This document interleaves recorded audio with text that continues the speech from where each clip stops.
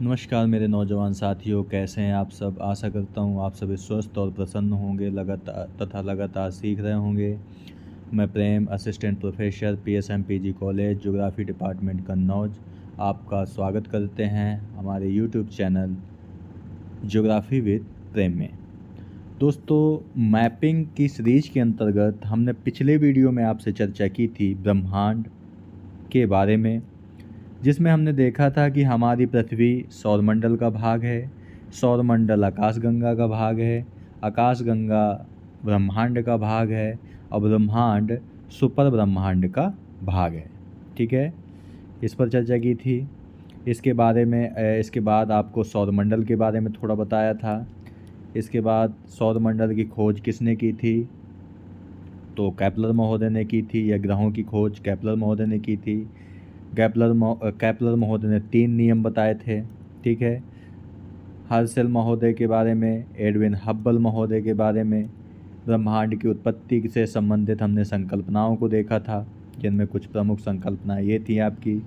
इसके बाद हमने बिग बैंग थ्योरी यानी महाविस्फोट सिद्धांत या विस्तारित ब्रह्मांड सिद्धांत की चर्चा की थी, जिसे जॉर्ज लेमेंटियर महोदय ने 1927 में दिया था। ठीक है, इसके बाद हॉयल की परिकल्पना, आकाशगंगा और निहारिका को देखा था। निहारिका क्या होती ये भी बताया था आपको। और यहाँ पर सबसे पहले किसने मंदाकिनी या आकाशगंगा को देखा था, तो गैलीलियो महोदय ने देखा था, क्योंकि इन्होंने दूरबीन का आविष्कार किया था 1610 में। ठीक है, चलिए शुरुआत करते हैं पार्ट 2 की, और यहाँ से देखते हैं हम स्टार्स के बारे में, यानी तारे का जन्म और विकास क्या है। सबसे पहले तो आप ये जान लीजिए कि तारा होता क्या है, यानी स्टार होता क्या है। एक ऐसा खगोलीय पिंड या आकाशीय पिंड जिसका स्वयं का प्रकाश हो, यानी स्वयं अगर वो प्रकाश का उत्सर्जन करता है तो वो एक तारा है।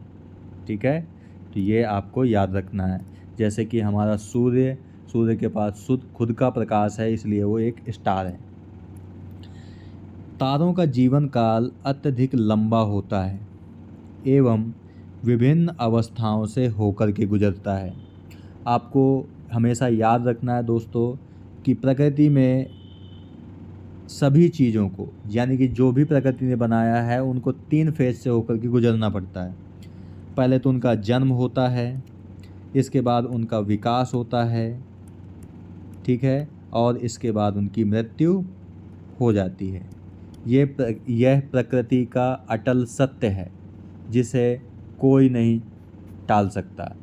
चाहे वो निर्जीव चीज़ हो या सजीव चीज़ हो, सभी का जन्म होता है, उसके बाद उसका विकास होता है, इसके बाद उसकी मृत्यु निश्चित है। ठीक है, तो इसी प्रकार तारे का भी जन्म होता है, हालांकि इनका जो समय काल होता है वो लंबा होता है। ठीक है, तो इन्हीं अवस्थाओं से होकर के ये गुजरता है।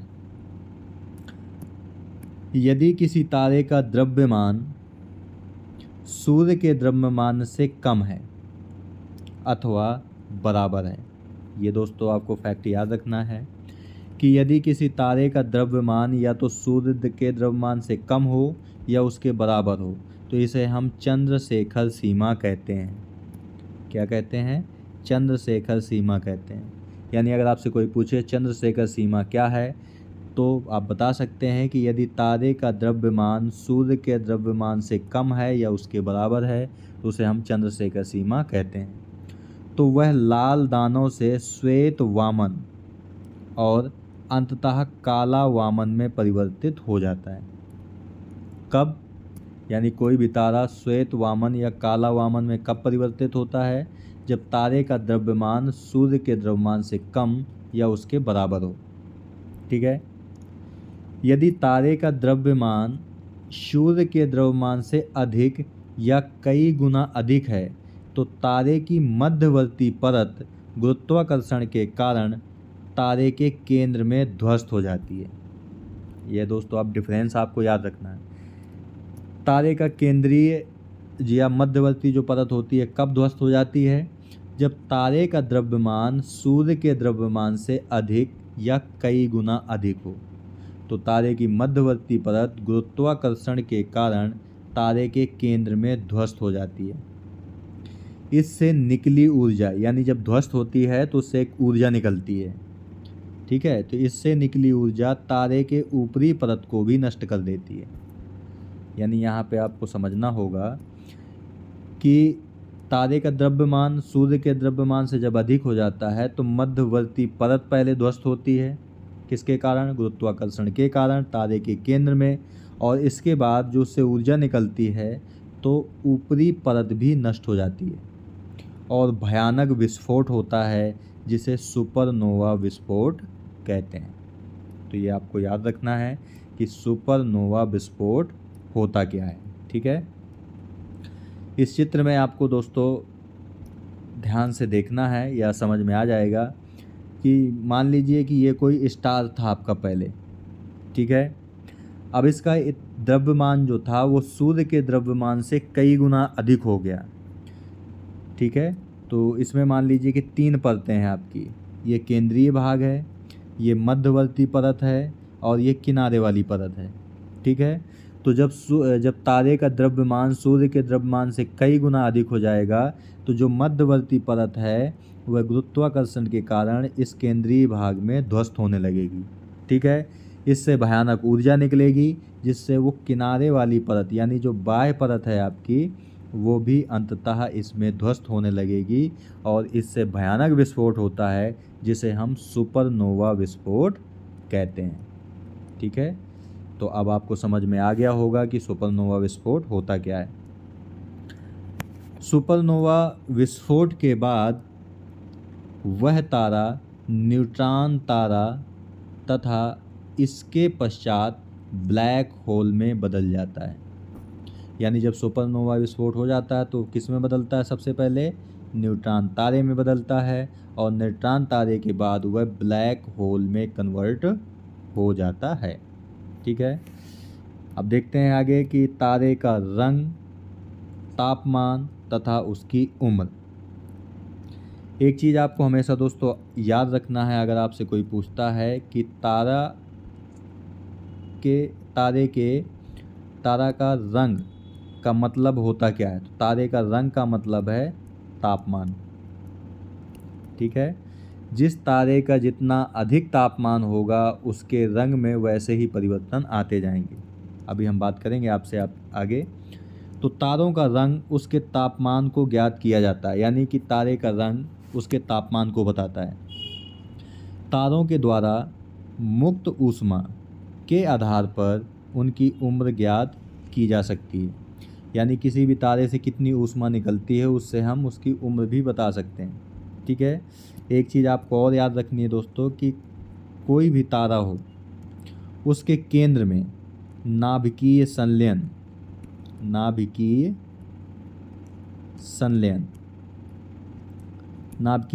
की क्रिया होती है जिसमें हाइड्रोजन लगातार हीलियम में कन्वर्ट होता है, ठीक है। इसी प्रक्रिया के कारण तारों में स्वयं का प्रकाश होता है। सूर्य भी चूँकि एक तारा है तो सूर्य में भी हाइड्रोजन लगातार हीलियम में बदल रहा है, इसी के कारण सूर्य में भी प्रकाश होता है। इसी प्रक्रिया को हम नाभिकीय संलयन कहते हैं, ठीक है। तो किसी तारे से कितनी ऊष्मा निकलेगी उसके आधार पर हम उसकी उम्र भी ज्ञात कर सकते हैं। जैसे मान लीजिए कि कोई सूर्य या कोई तारा नीला या सफ़ेद दिखाई देता है, यानी उसका रंग यदि नीला या सफ़ेद है तो मतलब वह युवा अवस्था में है। इसे हम आद्य तारा भी कहते हैं, यानी वह युवा अवस्था में है, ठीक है। यदि उसका रंग नारंगी दिखाई देता है तो यानी कि वो प्रौढ़ अवस्था में है, यानी कि मैच्योर अवस्था में, ठीक है। यदि उसका रंग लाल दिखाई देता है तो मतलब वह वृद्ध अवस्था में है, और वृद्ध अवस्था में होने के साथ साथ उसका जो द्रव्यमान है वो सूर्य के द्रव्यमान से कई गुना अधिक होने वाला है, और इसके बाद उसका केंद्रीय परत ध्वस्त होगी और उसके किनारे की परत भी ध्वस्त होकर के वह सुपरनोवा विस्फोट के साथ ब्लैक होल में बदल जाएगा। तो इन रंगों को भी याद रखना है और रंगों उसके आधार पर वह कौन सी अवस्था में है ये भी आपको याद रखना है। ठीक है। अंततः विस्फोट के बाद तारे की मृत्यु हो जाती है। कौन से विस्फोट के बाद? सुपरनोवा विस्फोट। ठीक है। सुपरनोवा विस्फोट के बाद वह न्यूट्रॉन तारे में बदलता है और अंततः वह ब्लैक होल में बदल जाता है। तो मृत्यु हो जाती है या वह कृष्ण विवर का मतलब ब्लैक होल ही है, ये आपको याद रखना है। ठीक है। कृष्ण विवर का मतलब ब्लैक होल बन जाता है। इसके बाद देख लेते हैं चंद्रशेखर सीमा क्या है। चंद्रशेखर जो थे वो दोस्तों भारतीय मूल के अमेरिकी खगोल भौतिकविद थे, यानी कि भारतीय मूल के थे लेकिन वह अमेरिका में रहते थे और खगोल भौतिक विज्ञानी थे, जिन्होंने श्वेत वामन तारों के जीवन अवस्था के बारे में सिद्धांत प्रतिपादित किया था। किसके बारे में? श्वेत वामन तारों के जीवन की अवस्था के बारे में। उन्होंने बताया था कि 1.44 सौर द्रव्यमान ही श्वेत वामन के द्रव्यमान की ऊपरी सीमा है। यानी किसी भी तारे का अगर द्रव्यमान 1.44 सौर द्रव्यमान है तो मतलब वह श्वेत वामन की अवस्था है। इसे ही चंद्रशेखर सीमा कहते हैं। ठीक है। इसे ही चंद्रशेखर सीमा कहते हैं। एस चंद्रशेखर को संयुक्त रूप से नाभिकीय खगोल भौतिकी में, किसमें? नाभिकीय खगोल भौतिकी में ए फाउलर के साथ 1983 में नोबेल पुरस्कार प्रदान किया गया था। किस चीज़ का? भौतिकी का नोबेल। तो ये आपको याद रखना है कि एस चंद्रशेखर को भौतिकी का नोबेल 1983 में ए फाउलर के साथ प्रदान किया गया था चंद्रशेखर सीमा देने के कारण।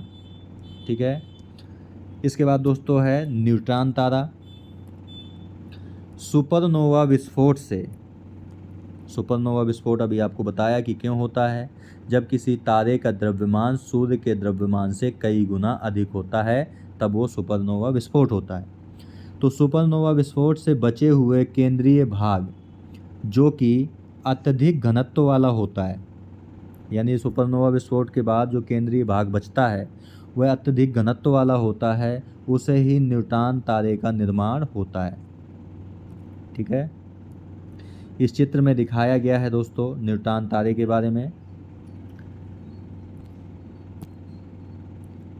मान लीजिए कोई तारा था जिसका विस्फोट हो गया है। ठीक है। अब इस विस्फोट के बाद इसका जो केंद्रीय भाग है इसका घनत्व दिखाया गया है कि बहुत ज़्यादा घनत्व है इसका। ठीक है। तो इसी जब बहुत ज़्यादा घनत्व हो जाता है तो इसी को हम न्यूट्रॉन तारा कहते हैं। ठीक है। अधिक गति से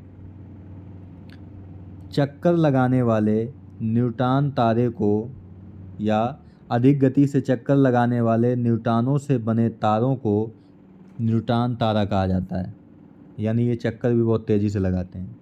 न्यूट्रॉन तारे के सभी अंश न्यूट्रॉन के रूप में संगठित रहते हैं, यानी न्यूट्रॉन तारे के सभी अंश न्यूट्रॉन के रूप में संगठित रहते हैं और तीव्र रेडियो तरंगें उत्सर्जित करते हैं। तो ये भी आपसे पूछा जा सकता है कि न्यूट्रॉन तारे से कौन सी तरंगें निकलती हैं, तो रेडियो तरंगें।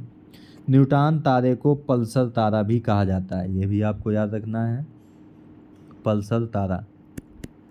ठीक है। पल्सर तारा क्यों कहा जाता है? क्योंकि ये अत्यधिक गति से चक्कर लगाते हैं। ठीक है। इसलिए न्यूट्रॉन तारे को पल्सर तारा कहा जाता है और इससे रेडियो तरंगें उत्सर्जित होती हैं। इसके बाद देख लेते हैं कृष्ण विवर या ब्लैक होल क्या है। यानी सुपरनोवा विस्फोट के बाद कोई तारा न्यूट्रॉन तारा में बदलता है और न्यूट्रॉन तारे के बाद वह कृष्ण विवर यानी ब्लैक होल में बदलता है। कृष्ण विवर अंतरिक्ष में स्थित ऐसा स्थान है जहां गुरुत्वाकर्षण इतना अधिक होता है कि प्रकाश का परावर्तन या किसी भी वस्तु का वहां से पलायन नहीं हो सकता। तो ये आपको याद रखना है कि कृष्ण विवर क्या है, तो अत्यधिक गुरुत्वाकर्षण वाला स्थान है, ठीक है, जहाँ से प्रकाश का परावर्तन या किसी वस्तु का पलायन नहीं हो सकता, यानी कि कोई भी वस्तु वहाँ से नहीं गुजर सकती है। इस चित्र में दिखाया गया है दोस्तों आपको, ये जो ब्लैक पार्ट आपका दिखाई दे रहा है, यहाँ से कोई भी वस्तु नहीं गुजर सकती है, यहाँ तक कि प्रकाश भी नहीं गुजर सकता। क्यों? क्योंकि इसका गुरुत्वाकर्षण बहुत ज़्यादा होता है। गुरुत्वाकर्षण बहुत ज़्यादा होता है और गुरुत्वाकर्षण अधिक होने के कारण ही सभी की सभी चीज़ें इसमें समाहित होती चली जाती हैं, ठीक है, कोई भी चीज़ नहीं बच सकती है। इसे दूरबीन से भी नहीं देखा जा सकता, ये भी एक समस्या है, ठीक है। दूरबीन का आविष्कार किसने किया था? गैलीलियो महोदय ने किया था, गैलीलियो महोदय ने किया था। कृष्ण विवर की पुष्टि प्रकाश के अपने पथ के विचलन के द्वारा की जाती है। यानी हम जब ब्लैक होल को दूरबीन से भी नहीं देख सकते तो हम कैसे पता कर सकते हैं कि यहाँ पर ब्लैक होल है? तो वह पता चलता है प्रकाश के अपने पथ के विचलन से। यानी मान लीजिए प्रकाश सीधा जा रहा है, तो अगर ब्लैक होल होगा तो उसका विचलन हो जाएगा, यानी वहाँ से वो हट जाएगा, तो उससे पता चल जाता है कि यहाँ पर ब्लैक होल है। कृष्ण विवर का निर्माण यानी ब्लैक होल का निर्माण तब हो सकता है जब न्यूट्रॉन तारे में द्रव्यमान एक ही स्थान पर संकेंद्रित हो जाए। यानी कि सुपरनोवा विस्फोट के बाद तो तारा जो होता है वो न्यूट्रॉन तारे में बदलता है। अब न्यूट्रॉन तारे में भी अगर किसी स्थान पर द्रव्यमान केंद्रित हो जाता है अथवा उसकी मृत्यु हो रही होती है, तब ब्लैक होल का निर्माण होता है। ब्लैक होल आकार में बड़ा या छोटा हो सकता है। छोटे ब्लैक होल एक परमाणु जितने छोटे हो सकते हैं, लेकिन उनका द्रव्यमान बहुत अधिक होता है, ठीक है। जिन तारों का द्रव्यमान सूर्य के द्रव्यमान से 3 गुने से अधिक होता है, यानी जिन तारों का द्रव्यमान सूर्य के द्रव्यमान से 3 गुने से अधिक होता है, वे विघटित होकर अंततः कृष्ण विवर में ही परिणत यानी कि बदल जाते हैं, ठीक है। देखते हैं नक्षत्र क्या होता है। एक निश्चित आकृति में व्यवस्थित तारों के समूह को नक्षत्र कहते हैं। यानी मान लीजिए तारे हैं और एक निश्चित आकृति में अगर व्यवस्थित हैं तो इसी समूह को हम क्या कहेंगे? एक नक्षत्र कहते हैं, ठीक है। और नक्षत्रों की संख्या 27 मानी जाती है, लेकिन जो भारतीय विद्वान थे यानी भारतीय जो मनीषी थे, उन्होंने एक 28वें नक्षत्र की भी कल्पना की है और उसका नाम उन्होंने अभिजीत दिया है। क्या किया है? अभिजीत, ठीक है। यह आकाश में पृथ्वी के चतुर्दिक स्थित होते हैं। यानी कि जो नक्षत्र हैं वह पृथ्वी के चतुर्दिक यानी चारों ओर स्थित होते हैं एवं रात में दिखाई पड़ते हैं। कुछ प्रमुख नक्षत्र हैं जैसे चित्रा, हस्त, विशाखा, श्रवण, धनिष्ठा, मघा, आद्वा, अनुराधा, रोहिणी इत्यादि। दोस्तों इस चित्र में भी आपको नक्षत्रों को दिखाया गया है, ठीक है। इन नक्षत्रों के नाम आप देख सकते हैं, अश्वनी है, रेवती है, ठीक है। तो इस प्रकार दोस्तों काफ़ी छोटे छोटे दिए हुए हैं, तो आप देख सकते हैं, वीडियो पॉज करके उसे अच्छे से पढ़ सकते हैं। जैसे ये कृतिका है, ठीक है, ये रोहिणी है आपका, मृगशिरा, अरुद्रा है, ठीक है, पुनर्वसु है, पुष्या है, ठीक है, मखा, पुबा, उत्तरा, हस्ता। तो इस प्रकार आप देख सकते हैं। और इनकी संख्या कितनी है? 27 है। लेकिन भारतीय मनीषियों ने एक और नक्षत्र की कल्पना की है जिसका नाम उन्होंने अभिजीत दिया है। और नक्षत्र होता क्या है? तारों का एक व्यवस्थित समूह जिसकी एक निश्चित आकृति होती है। नक्षत्र दिवस क्या होता है? नक्षत्र दिवस किसी नियत नक्षत्र के मध्याह्न रेखा के ऊपर से उत्तरोत्तर 2 बार गुजरने के बीच के समय को नक्षत्र दिवस कहते हैं। यह दिवस 23 घंटे 56 मिनट का होता है। तो नक्षत्र दिवस कितना टाइम होता है? 23 घंटे 56 मिनट। अब देख लेते हैं तारामंडल क्या है। दोस्तों, आकाश में कुछ तारे सुंदर आकृतियों के रूप में व्यवस्थित होते हैं। ठीक है, आकाश में जो तारे हैं कुछ सुंदर आकृतियों के रूप में व्यवस्थित होते हैं। इन आकृतियों को ही तारामंडल कहा जाता है। वर्तमान में तारामंडल में उनके आसपास के वातावरण को भी सम्मिलित माना जाता है। इंटरनेशनल एस्ट्रोनॉमिकल यूनियन इसकी स्थापना दोस्तों जुलाई 1919 में हुई थी और इसका जो हेड क्वार्टर है वो पेरिस, फ्रांस में है। ठीक है, के अनुसार इनकी संख्या 88 मानी जाती है। यानी तारामंडल कितने हैं? 88। यहाँ पे दोस्तों इस चित्र में दिखाया गया है आपको कि कुछ तारे जो होते हैं व्यवस्थित आकृति में होते हैं। इन्हीं आकृतियों को हम क्या कहते हैं? तारामंडल कहते हैं। जैसे सिरस है, एनजीसी है आपका, ठीक है, ये कुछ नाम दिए गए हैं। इसके बाद है आपका दोस्तों ध्रुव तारा यानी पोलर स्टार। उत्तरी ध्रुव पर स्थित तारे को ध्रुव तारा कहा जाता है। किस ध्रुव पर है ये? उत्तरी ध्रुव पर। इसे ही ध्रुव तारा कहते हैं। यह आकाश में हमेशा दिखाई देता है। ठीक है, हमेशा दिखाई देता है। ये एक ही स्थान पर रहता है, यानी कि आकाश में जो ध्रुव तारा है वो हमेशा एक ही स्थान पर रहता है। यह लिटिल बियर तारा समूह का सदस्य है। यानी एक लिटिल बियर तारामंडल है, उसका ये सदस्य है। कौन? ध्रुव तारा। ठीक है, तो ध्रुव तारा हमेशा उत्तरी ध्रुव को दिखाता है। सप्तऋषि मंडल की सहायता से ध्रुव तारे की स्थिति को जान सकते हैं।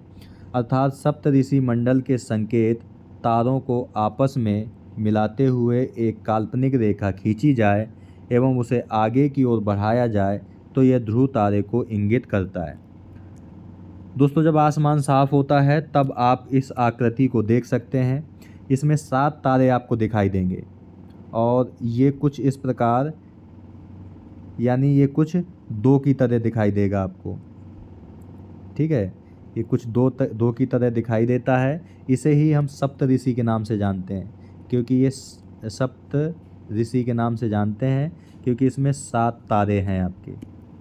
आप गिन भी सकते हैं, 1 2 3 4 5 6 और 7। ठीक है, तो इस आकृति को अगर आसमान में आपको दिखाई देता है तो आप नीचे के 2 तारों को अगर आप मिला देंगे तो जो आपको तारा दिखाई देगा वही आपका होगा ध्रुव तारा। ठीक है, यानी 1 2 3 4 5 6 और एक दोस्तों ये है 7वां तारा, ये है। ठीक है, तो नीचे वाले तारे यानी एक इसको दूसरा इसको जब आप इसको मिला देंगे और मिलाते हुए आगे बढ़ाते जाएंगे तो जो आपको तारा दिखाई देगा वही होगा आपका पोल स्टार यानी कि ध्रुव तारा। ठीक है, और ध्रुव तारा हमेशा उत्तर ध्रुव को प्रेजेंट करता है। या आप कह सकते हो कि उत्तर दिशा को हमेशा बताता है आपका ये ध्रुव तारा। ठीक है, तो ये भी आपको याद रखना है। तो दोस्तों, आज के वीडियो में यहीं तक। आज हमने आपसे तारे के जन्म और विकास के बारे में बात की, सुपरनोवा विस्फोट के बारे में बात की, आपसे तारों के रंग, तापमान और उम्र के बारे में बात की कि नीला या सफ़ेद युवावस्था को बताता है, नारंगी प्रौढ़ावस्था को और लाल वृद्धावस्था को बताता है।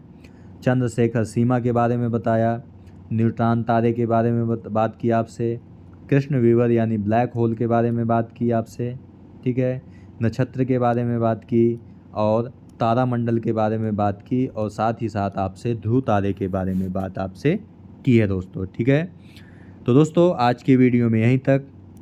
मिलते हैं आपसे नेक्स्ट वीडियो में और हाँ दोस्तों, जो PDF होगा पिछले वीडियो का यानी पार्ट 1 का और पार्ट 2 का, दोनों का जो PDF है उसका लिंक आपको वीडियो के डिस्क्रिप्शन बॉक्स में मिल जाएगा और पहले कमेंट में भी मिल जाएगा, जहां से डाउनलोड करके आराम से आप पढ़ सकते हैं। तो मिलते हैं आपसे नेक्स्ट वीडियो में एक नए टॉपिक के साथ। तब तक के लिए नमस्कार। आप प्रसन्न रहिए, खुश रहिए, मुस्कुराते रहिए और लगातार सीखते रहिए, कभी अपने लिए तो कभी अपनों के लिए। धन्यवाद। जय हिंद दोस्तों।